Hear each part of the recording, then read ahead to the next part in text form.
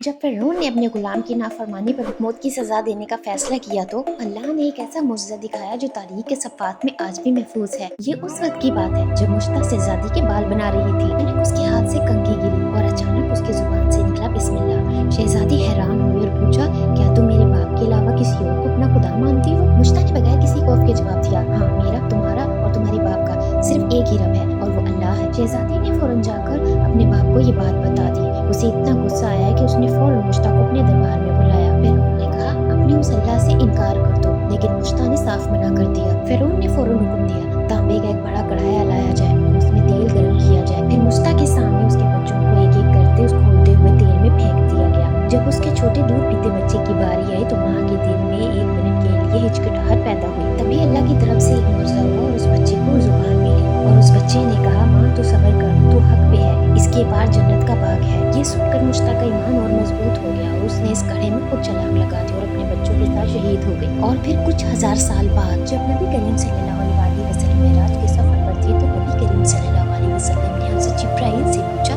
ये जन्नत की खुशबू कहाँ से आ रही है? तो हज़रत जिब्राइल अलैहिस्सलाम ने जवाब दिया, ये जन्नत की खुशबू मुश्ता और इसके